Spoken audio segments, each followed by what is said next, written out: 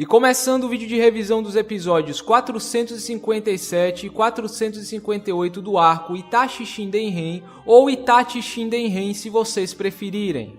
O episódio 457 não teve muito o que comentar, basicamente são situações que nós já vimos sendo retratadas de forma ligeiramente diferentes. Vou dar um destaque aqui às partes inéditas. Primeiro, a luta do Orochimaru ou Orochimaru, se vocês preferirem, versus Sasori. Dá para perceber que a Pierrot não colocou nenhum esforço nessa situação.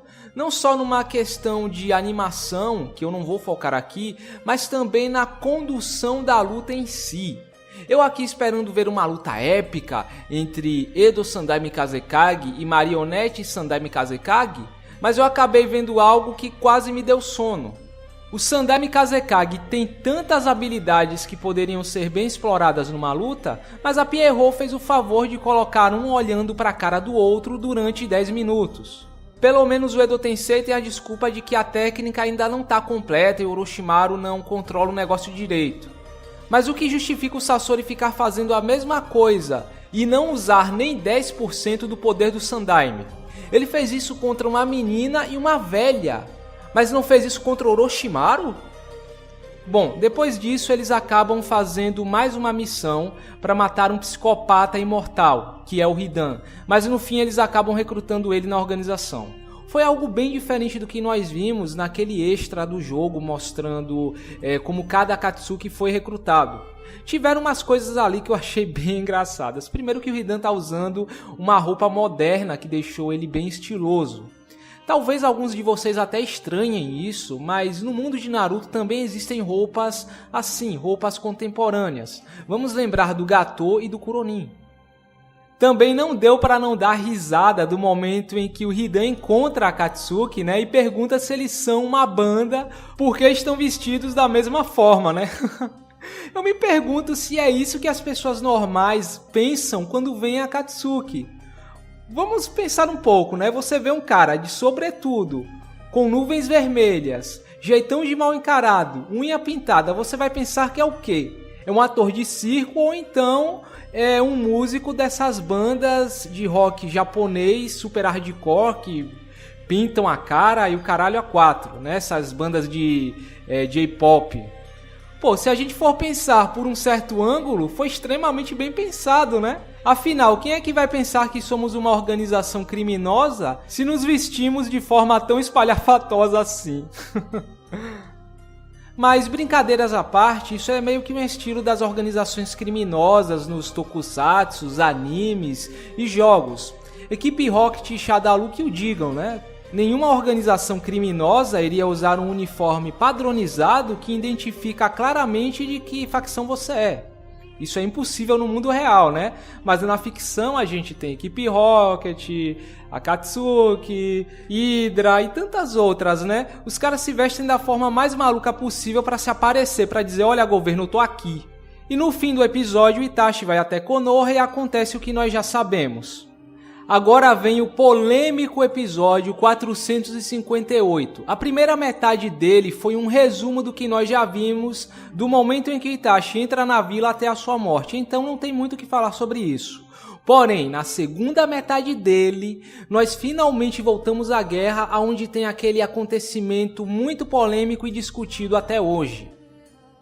Primeiro nós temos aquele discurso do Madara que realmente dá a noção de que o cara não estava errado, os argumentos dele eram corretos. Eu vejo que o legado do Hashirama trouxe mais conflitos. Antes eram só clãs dispersos por aí recebendo uma missãozinha ou outra, que depois das vilas se juntaram e agora são exércitos enormes e bem organizados, que causam conflitos muito maiores. Os meios que o Madara usou foram errados, mas os ideais por trás deles, não. Aí chegamos àquela parte delicada, onde ele é apunhalado pelo Zetsu e a Kaguya assume o controle dele. Bem, muita gente reclama da Kaguya por aí, dizendo que a Kaguya é uma personagem horrível, é a pior vilã que eu já vi no mangá e entre outras coisas. Eu vou dizer uma coisa para vocês, o pior erro que vocês podem cometer é querer colocar a Kaguya no mesmo patamar de um personagem como Madara, sem nem mesmo tentarem entender que tipo de personagem a Kaguya é ou o estereótipo que ela segue. Eu vou tentar dar um exemplo simples aqui. Eu vou pegar como exemplo um dos meus RPGs preferidos, Phantasy Star de Master System, que eu joguei muito durante a minha juventude. Nessa história nós enfrentamos o Imperador Lessig, que inicialmente estava por trás de todos os acontecimentos da história, mas no final nós descobrimos que uma entidade interdimensional chamada Dark Force estava por trás dele, e o objetivo da Dark Force era corromper e destruir todos os seres vivos do sistema de Algol, ou pelo menos no primeiro jogo da série. A Kaguya é equivalente à Dark Force de Phantasy Star, a Gênova de Final Fantasy VII, ao Lord Chabranigro do Enslayers, ao Chakravartin em Asura's Wrath. Esse estereótipo de personagem é bem comum em várias histórias, jogos, animes, mangás, seriados, livros, etc. Assim como aquele vilão que causa os principais acontecimentos da história e acaba servindo como uma espécie de mecanismo para a entidade, sendo controlado pela entidade, ressuscitando a entidade, invocando a entidade ou tendo qualquer tipo de papel importante no desencadear do retorno dessa entidade. Madara é equivalente ao Lessig de Phantasy Star, ao Rufus de Final Fantasy VII, ao sacerdote Rezo de Slayers, a Deus, sim, o nome do personagem é Deus, em Asura's Wrath. Isso é completamente normal. A Kaguya é o resultado final das ações do vilão, meus amigos. Ela não está ali para ter carisma, grandes objetivos, um background complexo, etc. Ela é uma entidade desprovida de sentimentos, um monstro que procura a destruição da humanidade e os heróis têm que impedir. E sabe o que é mais engraçado nisso tudo?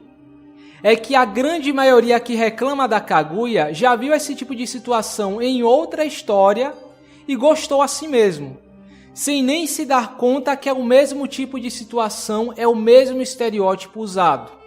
O real problema aqui não foi a Kaguya, foi o momento onde ela foi introduzida e como ela foi introduzida. O Madara é um personagem imponente, carismático, muita gente gostava dele, se identificava com ele tinha um rico background, etc. Aí, quando o Madara já estava lá, preparado para usar todo o seu poder e parar de brincar, ele acaba sendo trollado pelo Zetsu Negro e trocado por uma personagem que ninguém estava esperando, ninguém se identifica ou dá a mínima.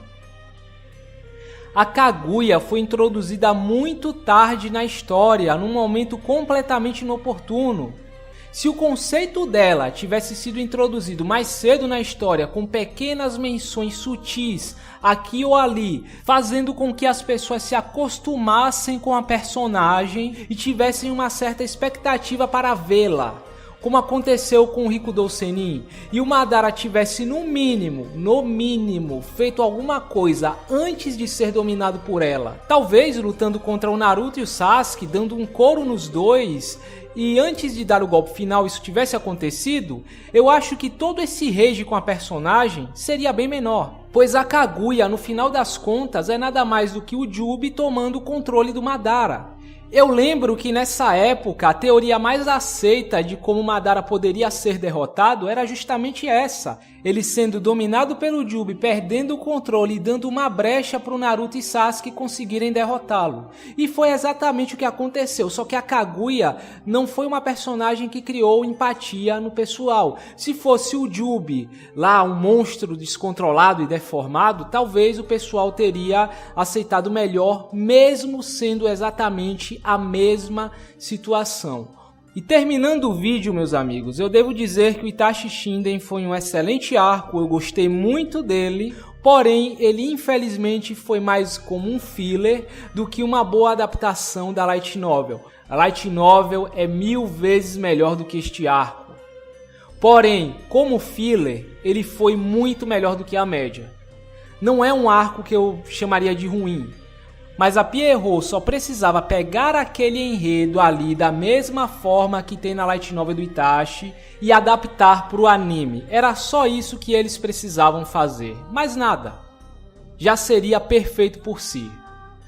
Mas, como nem tudo é como a gente quer, não é mesmo? Foi isso.